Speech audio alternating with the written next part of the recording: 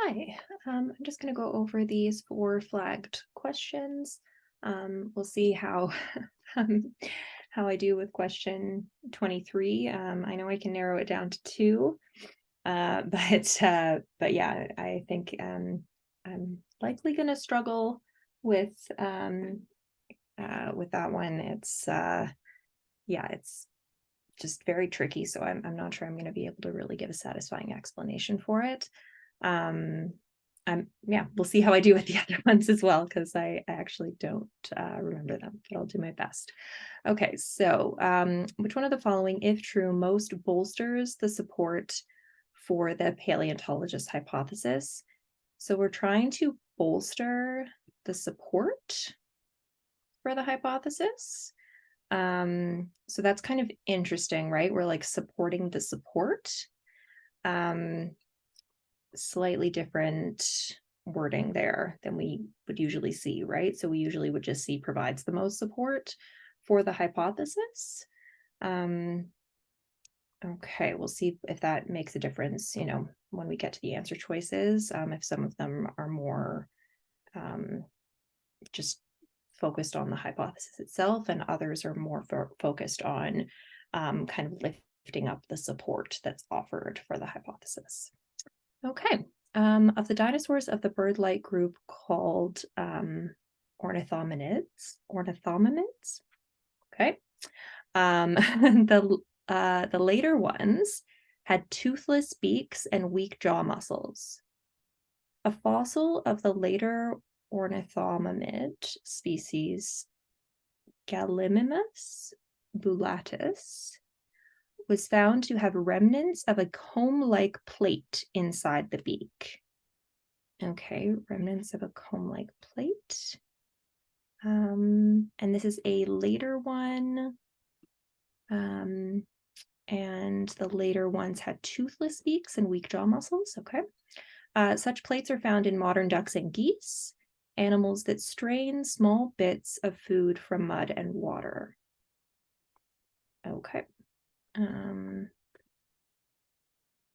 Paleontologists therefore hypothesized that this dinosaur species fed by filtering food from mud and water. So it has this plate that we also find in ducks and geese. They are bird-like, has remnants of this inside the beak. Okay, let's see. Some dinosaurs with toothless beaks and weak jaw muscles are believed to have pursued small prey and to have eaten eggs. Don't really care about that. And if it were true, the only thing it could possibly do is weaken, because it would be hypothesizing that some dinosaurs within this same group potentially would not have fed by filtering food from water and mud. They're not common to any dinosaur group other than these. Again, don't really care about how common they are with other ones. Except for the comb-like plates in their beaks, they shared few anatomical features with modern ducks and geese. Again, I can't see how that would help. Most of the fossils have been found in sediments deposited in lakes, rivers, and other wet environments. Okay. Yeah, so water and mud. Maybe, maybe. Just that they're in like locations where we would also expect water and mud to be. And they haven't found evidence that any dinosaurs other than these have comb-like plates. I mean, yeah, again, I don't think I really care about that. I think D is the only one that gives us a connection that would support. Everything else is either irrelevant or seems to weaken.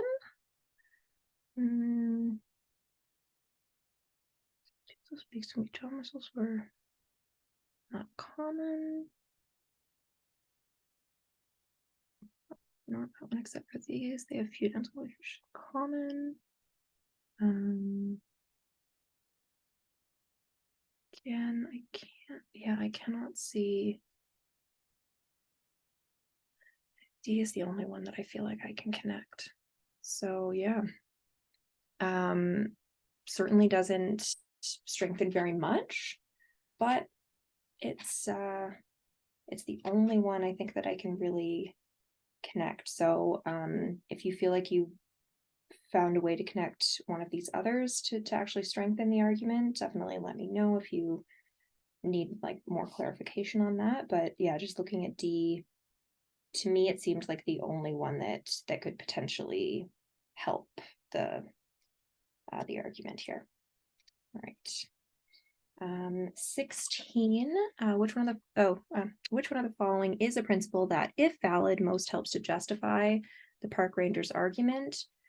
Okay, so we are trying to add one of these and see what the impact will be. The one that helps to justify is going to be our answer. All right, park ranger, it is unfair to cite people for fishing in the newly restricted areas. That seems like it's likely their conclusion, because the next sentence seems to be the reason why, right? They probably are unaware of the changes in regulations, since even many of us who are supposed to enforce these changes have not yet been informed of them. All right, so they're probably unaware. Why many of us haven't even been informed of them yet. Until we have made a real effort to publicize the new restrictions, we should do no more than issue a simple warning. So we shouldn't cite them. It would be unfair to cite them.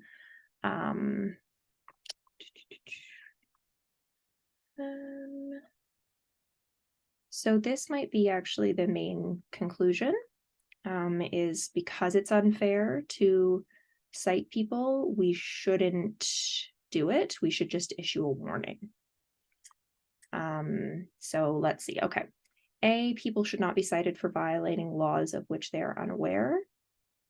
That would definitely help. But we might want to add the thing about the warning. We'll see. Regulations regarding park use should be widely publicized. Sure, but that doesn't get us to the answer of like what we're going to do if people violate the law. The public should not be expected to know more about the law than any law enforcement officials do. Okay, we can maybe agree with that they shouldn't be expected to know, but is their lack of knowledge a reason to, one, to like not cite them for it, and also to just issue the simple warning? People who fish in a public park should make every effort to be fully aware.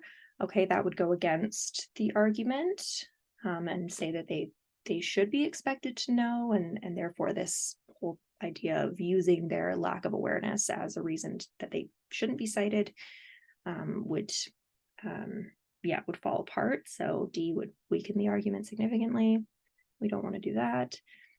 E, people who are caught in the act of violating a law should be afforded the opportunity to explain why they think that law does not apply to them. So we're not giving them the opportunity to explain. We're just not going to do anything more than issue a simple warning. So people should not be cited for violating laws of which they are unaware.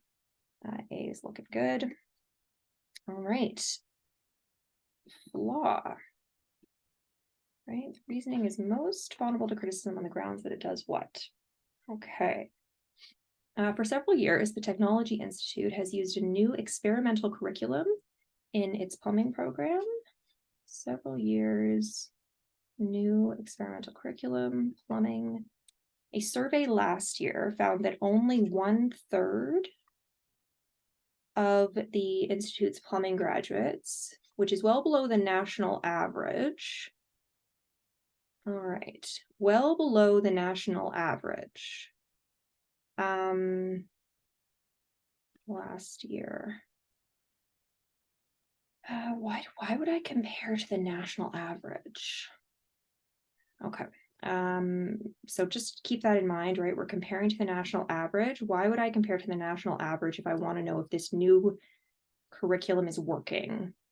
at the Technology Institute. I would want to compare to how the graduates performed prior to the new curriculum being introduced. So is the new curriculum an improvement on the old curriculum or not? That would be a question. And I'd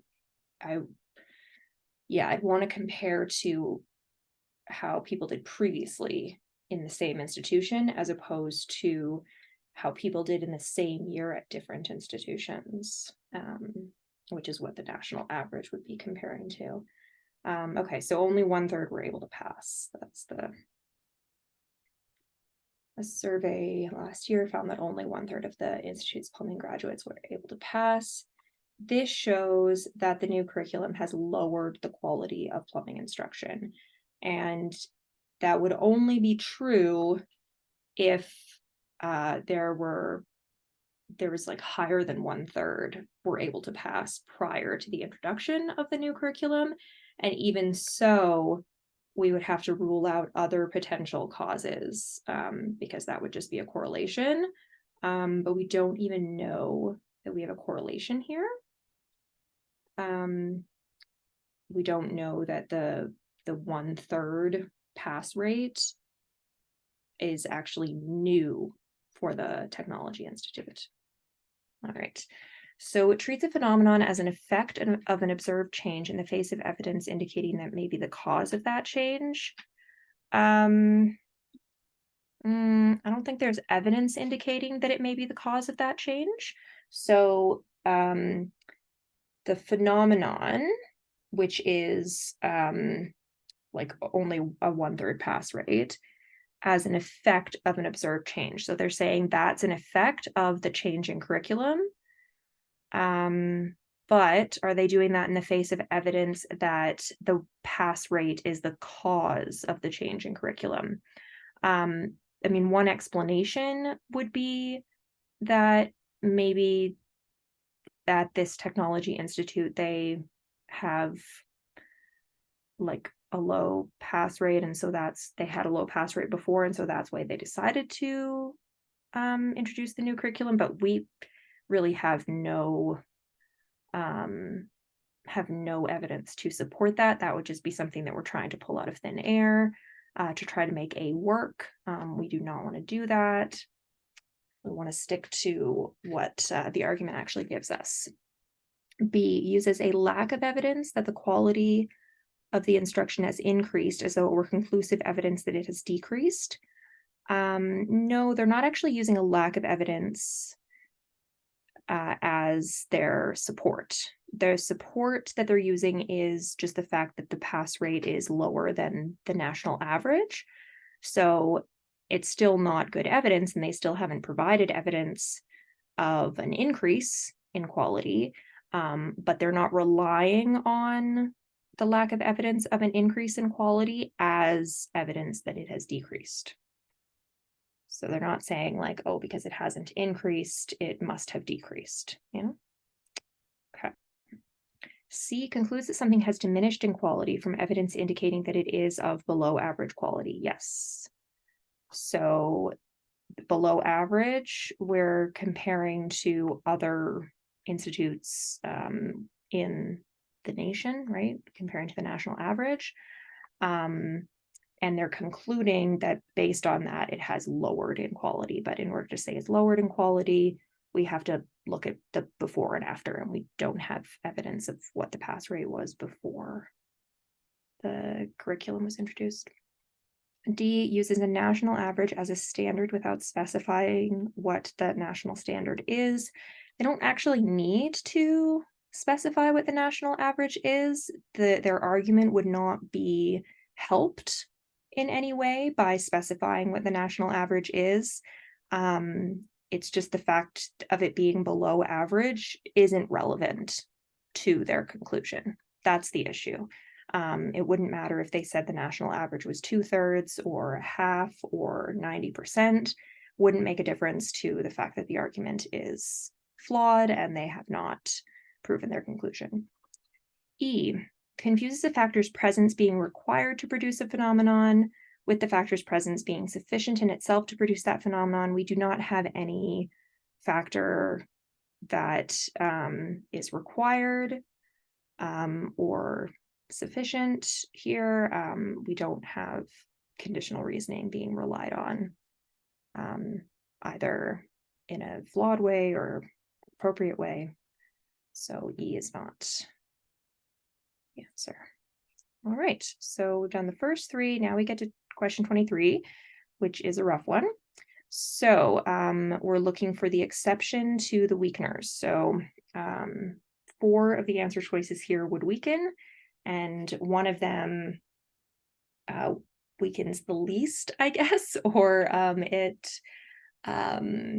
ideally it wouldn't weaken at all. It would be irrelevant to the argument, maybe even strengthen the argument. So let's give this a go. On Earth, biological activity leads to a change in the ratio of isotope S34 to isotope S32. However, a newly discovered meteorite of Martian origin exhibits ratios of these elements found only in terrestrial minerals dating from before the beginning of life on Earth. Therefore, it is unlikely that life occurred on Mars. Okay.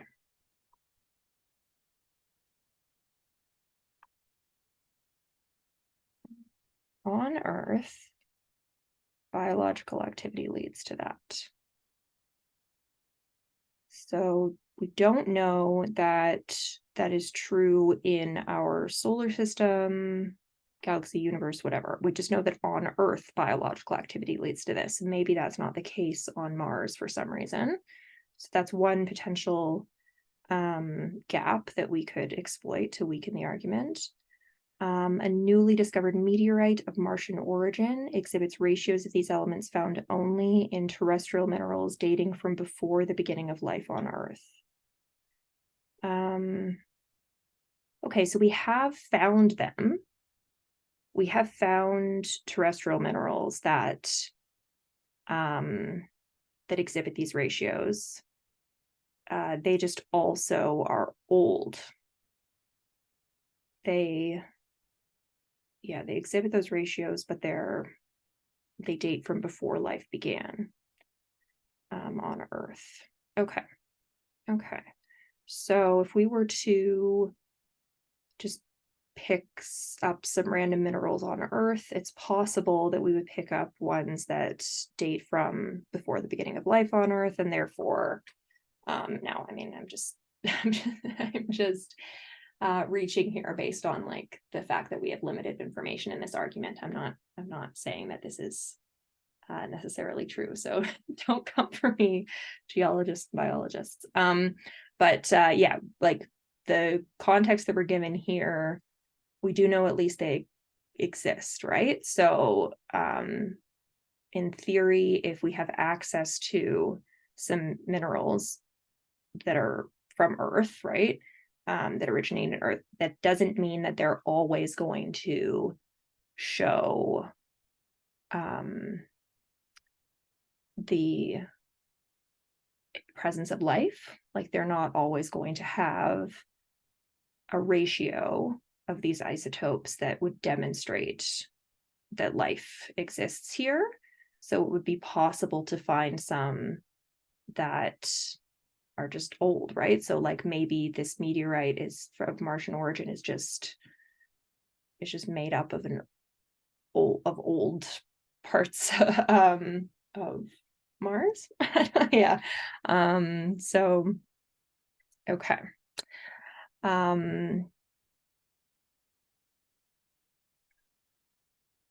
Okay, so each of the following, if true, would weaken the argument except A, life forms that have a different effect on the ratio of these elements from that of life forms on Earth could have evolved elsewhere. Okay, cool. So we can't say that life didn't occur just because it doesn't match life on Earth. There could be a different form of life somewhere else. So A definitely weakens the argument.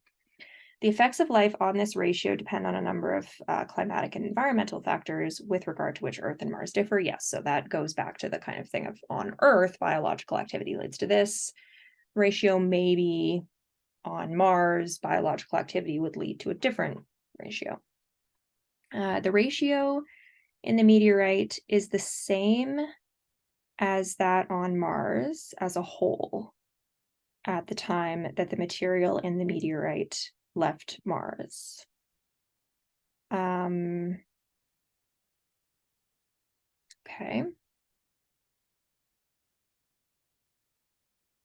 Would that matter? So if that's true, it would only weaken if some other things are also true. So it would only weaken if A and B are not true. Right?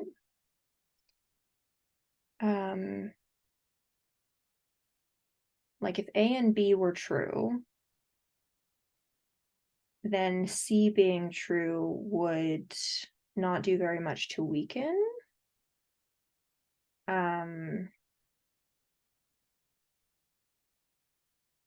So I think C weakening maybe requires a little bit more like links that are not actually present in the stimulus. So I'm going to leave that one for now. I do think it's really tempting still because it's essentially saying that the ratio of, I think it's sulfur. Gas is sulfur, right? Silicone, I think is Si. Anyways, all right. So, that the ratio of S isotopes in this meteorite is not representative of Mars as a whole. So this is saying it is representative of Mars as a whole. If that weren't the case, could that be a problem? I can see that being a problem, yeah. So if this is true, wait a second. So they're saying it is representative. Oh yeah, okay, yeah, sorry.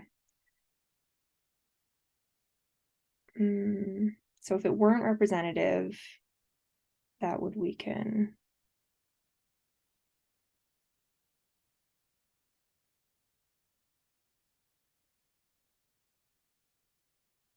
Sorry, I do think this strengthens, right? Yeah. So C is a great answer because it's saying that the ratio in the meteorite is representative of Mars.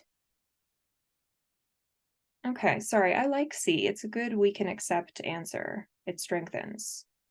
Okay, what's going on with D and E? So D, relatively few terrestrial mineral samples contain these in a ratio that indicates the presence of biological activity.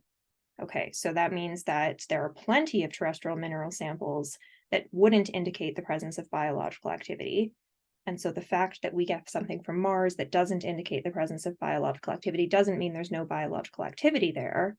Because clearly there's biological activity on Earth, even though relatively few mineral samples would indicate it. So D definitely weakens. I can eliminate D. And E, the current ratio on Mars is different from that at the time that the mineral in the meteorite left Mars. Okay, so that's saying it's not representative. So C is a great answer. C strengthens, and that's the answer. I thought this one was super difficult the first time that I did it, and I think I misread C. Or I lost track of what type of question I was answering, and I was treating it like, yeah, I was yeah, absolutely C is helpful. So I mean, it leaves open the possibility that life has sprung up on Mars in the time that it's taken the meteorite to get from Mars to Earth, but it doesn't suggest that that has happened. So it at least makes it so that the meteorite is representative of Mars at some point in time. And so it takes care of, every, a potential, yeah, I think it does strengthen. It obviously doesn't prove the conclusion to be correct, but it would strengthen, and so it definitely doesn't weaken. Okay, I like C a lot. I am gonna have to say I worked on this with a student yesterday, I think. But yeah, I'm gonna have to message her and just like, hey, I misread that question, and obviously kept misreading it. So I hope that makes sense for C. I hope that's satisfying for you. It's satisfying for me. And just knowing that it's, yeah, those reading errors will get you, right? You get yourself turned around on a question, and it can be really, really hard to reread it with fresh eyes. And yeah, apparently it took me some time away to actually be able to come back to it and just read it anew. Okay, so I'm going to stop blabbing on and on, but if you have any follow-up questions, please let me know.